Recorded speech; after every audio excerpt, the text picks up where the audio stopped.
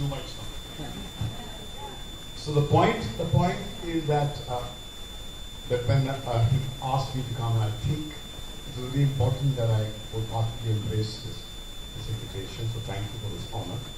And there's something you said there, that this writing has become your refuge. I think this is the most truthful confession that you have made, because you say writers write either with an overflowing heart or from a heart break. When the heart is broken, you write, or when you are after overflowing, it's some kind of an unexplainable experience of life which has invaded every bone of you, which seeks expression. And I think most of the books that are there on the shelves and on the shelves were written by people who use writing as a refuge. Because most of the time human beings write to escape from the unexplainable mystery of life and the certainty of death, which is staring at all of us. So the written word is man's last combat against insignificance. We all know that we are transient creatures, that we flash through the skies of life, the dark skies of life, light it up for some time, depending on the power that we have in our DNA.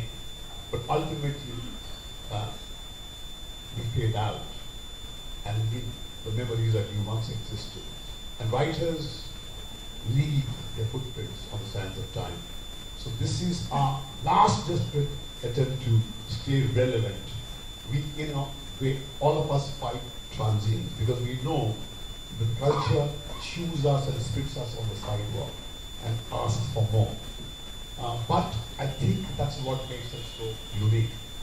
I say us because I'm also a writer who has used the written word as my tool of communication, because I know the bandwidth of Hindi cinema or television doesn't give you that privilege to express some very subversive, very complex views which you can do with the written word.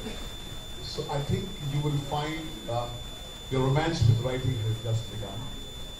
And I think it will, the way you have embraced it, I'm certain that you will delve into spaces which you perhaps never knew existed. And that's where the storytellers actually take a leap. And I'm certain that you're on a threshold of something unique.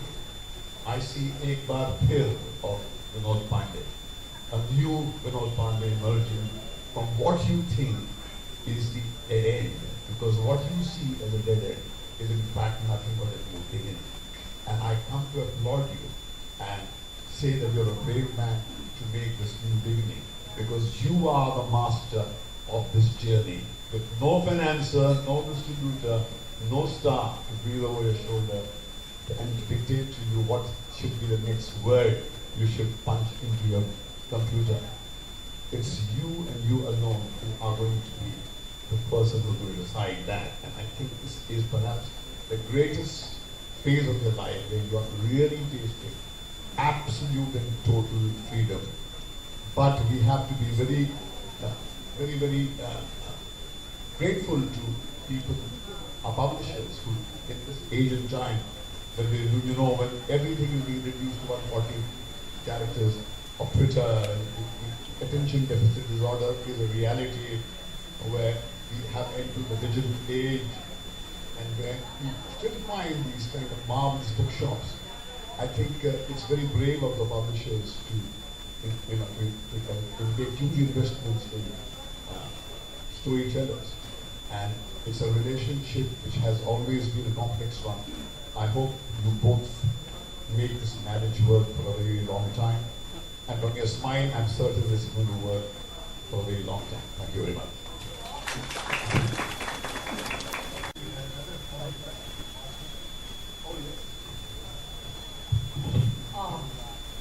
There isn't a dull moment when Bhatt sound is around. Thank you so much. The portion, or do you want to straight away get into it? want to explain? Okay, this is a mid-section from a particular chapter, so it's up to your imagination. Having noticed him enter the water, she became even more daring and retreated deeper into the sea. Realizing the danger in her wrong, Lana dived after her and grabbed her from the waist. He pulled her out of the water with a steely grip and thrust her towards the shore. Once in knee-deep water, he covered her as much as possible with a scarf which he had quickly slung around his trunk in a knot before diving after her. With her arms still in Rana's grip, as they walked towards the shack, she suddenly stopped and beckoned with a winsome smile on her lips and a wistful glint in her eyes. Stop for a moment, please. There was an intense quiver in her voice. Rana also stopped, and while trying to figure out the expression in her eyes, he teased. What happened? You want to die? She let out a deep sigh, and then mewed romantically like a young girl in love. Absolutely. I sure feel like that. Rana turned away from her, bursting into an uncontrollable laughter. She persisted. Just turn your face this way, Ranaji. She had a dreamy somberness in her eyes. Rana obliged and stared at her searchingly. After a moment's gaze in his eyes, she held his face in her hands and claimed his lips. It was a wholesome kiss, deeper into the mouth, right with feelings. As she withdrew slowly, her voice trembled with emotion, saying, "You have changed me completely, Ranaji." A certain wistfulness returned to her eyes as she continued. "I never drank before. You made me starve on that. I never smoked. Even that you put me on to. I decided that I won't ever dance. Now I feel like dancing as well. I could never think of being without my children, even for a day. Now I'm here with you, so far away from them." तुम्हारा bag भाई उधर है तो तुम्हारा bag उसी तरफ है thank you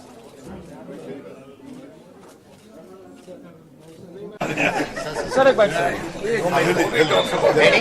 Yes. Ready, guys? Ready, come quickly. Ready? Quickly. Ready?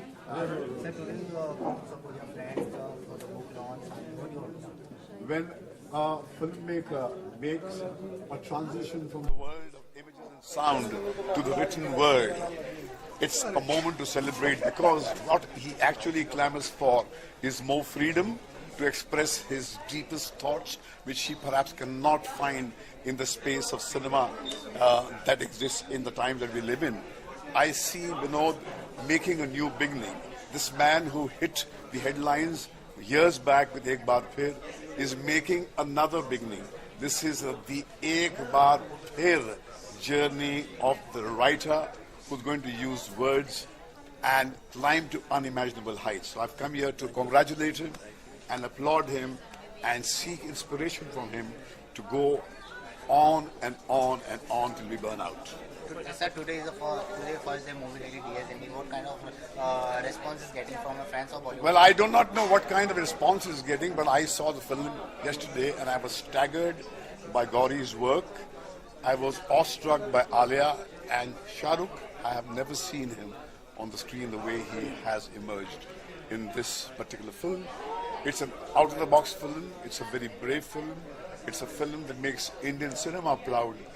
It's a new turn into a zone which is going to bring many surprises. Many new filmmakers will now speak this kind of a language. Sir, recently Ranveer Singh promoted Jack and Jones brand, Jack and Jones jeans in a sexiest way. It's necessary to go out of the way to. Music shuru ho gayi hai. Sir, please, sir, what is your take on that? Is it necessary to do this kinds of sexiest way to promote a brand of jeans? Is necessary?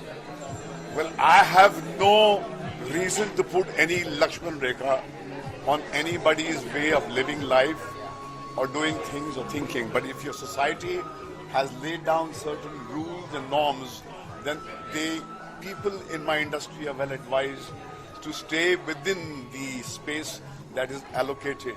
Otherwise, you'll have to face the music of the forces that control our lives these days. Thank you so और much. Sir क्या इस देखिए, मैं जब वो scenes पढ़े जा रहे थे तो मुझे लगा कि मैं पूजा भट्ट से बात करूं कि जिस्म 3 जो है उसकी कहानी यहाँ से ली जाए।